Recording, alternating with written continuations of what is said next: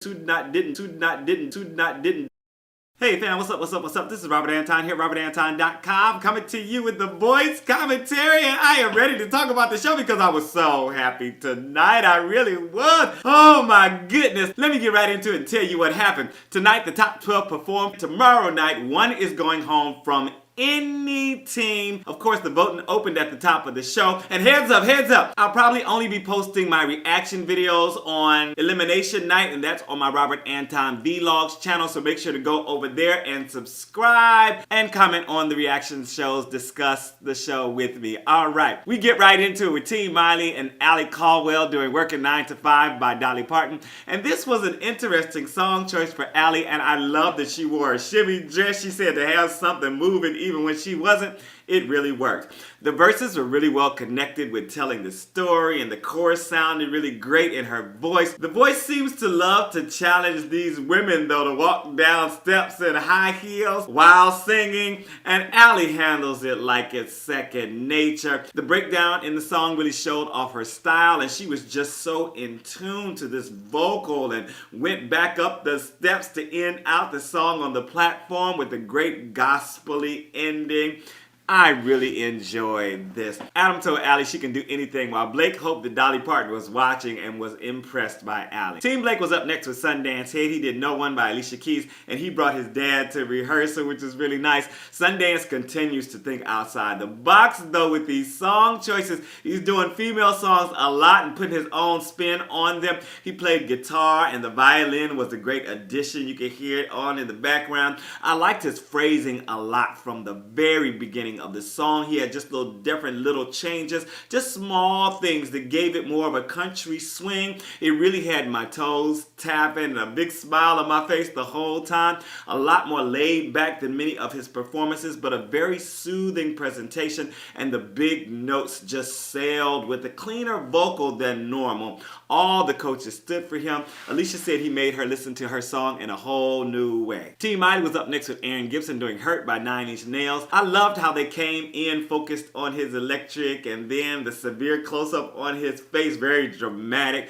but very much pulling you into the storyline. He had a lot of hurt and pain in his eyes, but the vocal was so low that it even lost a little of his gravel in points. The crowd obviously missed it, because when he added it back in, he got a noticeable reaction. I liked what Aaron does, but it's just so dark and creepy even at times. It'll be interesting to see if the voters buy it on iTunes. TeamBlake was up next with Courtney Harrell. She did What I Did for Love from a chorus line, and I loved what I was hearing in rehearsal and her talking about what the lyrics meant to her. Blake told her to be as Whitney as she can with it in rehearsal, and on stage the opening was a perfect setup emotionally for the big notes. She was on top of this lyric and the vocal was lovely. I felt like she was fully supported with her breath, unlike last week, and she held those long notes and just let them fade out so seamlessly. This is a musical theater song, right? And she really made it sound like pop music, like a love song, and that is really something great. Some people were saying, oh, she had a flat notes and that, but you know what? When the performance is there, when the joy is there, when the emotion and the feeling in there, notes off here and there really do not matter that much. All the coaches except for Adam stood for her. TeamAdam was up next with Josh Gallagher doing Drunk on Love by Eldredge, and he dedicated this to his wife and wanted to change up the melody, and Adam suggested he do it later in the song. That's what I say. Maybe a little tweaks in here at the beginning, but set the melody up and then veer from it later on in the song. That's old jazz template right there. Josh said he does this in his regular shows, and his wife always requests it. So I was watching to see how well he engaged the crowd and just enjoyed the moment. I liked what I was seeing too and hearing. Very laid back and comfortable on top of the rhythm and working his way through the crowd. I think the a cappella section kind of exposed a little of his weakness in tone and support, but I still enjoyed this performance. TeamAdam was up next with Billy Gilman doing All I Ask by Adele. Another Adele song from Billy. But he said it was his audition song and Adam actually picked it for him to sing this week. So I can't be mad because I knew he'd handle the vocal well. He also was trying to get in touch with the more emotional side of his performance on this one and had some really tender moments. He has such a big voice and wide range, and the way he opens up those top notes just blows me away. He even got a little emotional on the end, almost turning on the waterworks. His eyes are all moist and he ready to cry and all that. Really enjoyed that. It really touched him. It really touched other people. Some people on Twitter said they cried and all that. I felt it, but I wasn't that far along yet. But if you cried or if you're enjoying the commentary, please make sure to thumb it up and let me know that you're enjoying it. Let me know that you're here. My goodness. Comment down in the comment section and tell me who were your favorites tonight. Who do you think really messed up? Who do you think is going home? Thank you so much for your thumbs. TeamAlicia was up next with Christian Cuevas. He did Rosanna by Toto, and he proposed to his girlfriend after the show last week, and they showed some of that. Congratulations, man. On stage, I love the percussion coming into this. Christian is another one that seemingly can sing anything, and he said he wanted to show that he can have fun with this song, and it was more up-tempo, but he was still a little pretty concentrated and didn't really seem to have a lot of joy singing the song in the beginning. You could see him working for the notes and working to get that feeling and the vibe across. He was vibing on the words and feeling the music. Alicia Keys had arranged for him and he sounded great vocally,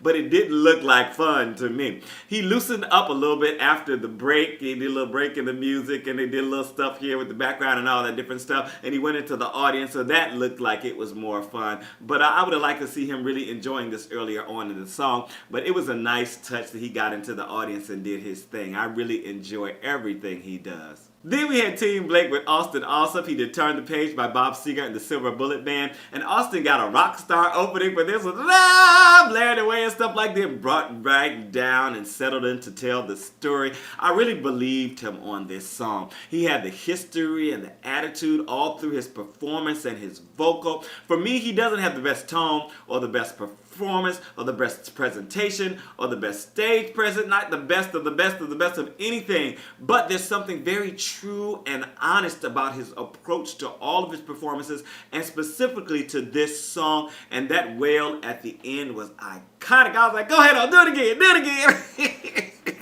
Let me know what you thought down in the comments. Then we had TeamMiley with Darby Walker doing You Don't Own Me by Lesley Gore. And Miley really outdid herself with the production and the outfit for this performance. It was interesting and set a great mood. Darby has such a distinct vocal production and sound. She's also got range vocally and emotionally that's enjoyable to watch. And it gives her just enough extra something to make her enjoyable. She really looked like she mapped this vocal out well and executed everything the way that she saw it in her head. I could just see it on her face. Well done. Alicia and Miley stood for her. TeamAdam was up next with Brendan Fletcher. He did The River by Bruce Springsteen. And I love when someone comes right into a song with so much emotion and passion. Brendan really kicked this off from the very first note. He played the acoustic and the song fit his voice really well, like a glove. I lost some of the words here and there, but the sound of his voice was just, it was strangely soothing in its abrasiveness. I don't know if you know what I'm talking about, but it's so rough and all this different stuff, and it should be like,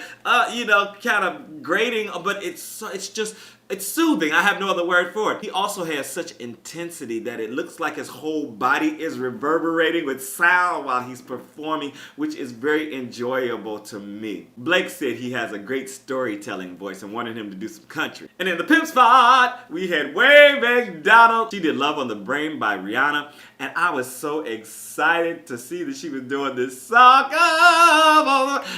Lord Jesus! And the field started doing rehearsal. Seriously, I was all moist and misty before the first notes even rung out on the performance stage. I was just like, oh my God. The anticipation was, just killing me. I loved how she was controlling the hits, and doing the moves and giving this little hip hop feel in her motions. Loved her stage movements and how this sounded in her voice. She was all in. As usual, when she performs, she just gives everything. And when she fell to her knees, the chills went all up and through my body. I was like, go ahead, old girl. Then she bent on back for the ending. I was like, you better give us the drum. Give us drum. Give us the dramatics. Such a good ending to the show. And I thought that everybody did pretty good. You know, there were some that were not so great, and some did their best, but I don't think they were up to the level of some of the others who are just already up there. But let me know what you thought down in the comments. Who were your favorites? I really want to hear from you, so please, down in the comments, let me know what's up. This is Robert Anton. Tomorrow night is the elimination show. Again, I'll only be doing my reaction videos most of the time for the elimination show, and I'll say whatever I got to say over there on my Robert Anton Vlogs channel. So make sure to subscribe over there. I will see you guys tomorrow night. I'm out.